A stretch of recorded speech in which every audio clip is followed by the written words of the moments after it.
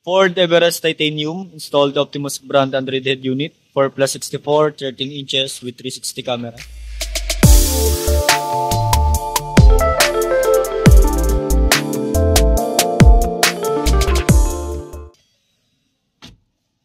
Four plus 64 Optimus brand Android head unit, 13 inches, 2K screen resolution, online and offline voice command, Android Auto and Apple CarPlay, wireless po lahat.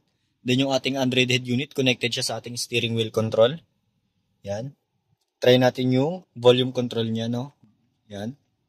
Then yung ating 360 camera, meron siyang auto trigger na tinatawag within 20 kph below pag nag-signal light ka, halimbawa left signal light, right signal light. Pag nag-hazard ka, both sides siya, fully calibrated po yan.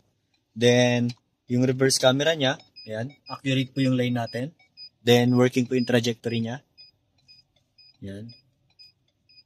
Then, yung ating 360 camera, all sides recording siya. Ayan. Pinaka-ibabaw na video, pinaka-latest na video po. Ayan. 4 na sides po. Then, yung ating head unit, meron siyang online and offline voice command. Yung ating offline voice command, meron lang siyang preset na command, no? Ayan. Try natin. Screen off. Screen on. Volume up. Volume down. Ayan. Go back. So, ayun yung mga example ng ating offline voice command, no? Nandito naman yan lahat sa ating settings. Off lang pag hindi gagamitin. Then, meron din tayong online voice command under ni Google Assistant. Ayan. Connected siya sa ating steering wheel control, yung voice control. Kay online voice command, pwede tayo magbigay ng specific voice command.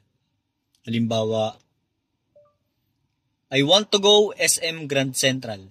So, siya na yung kukuha ng route papuntang SM Grand Central through Google Maps since under siya ni Google Assistant, no? So, ayan.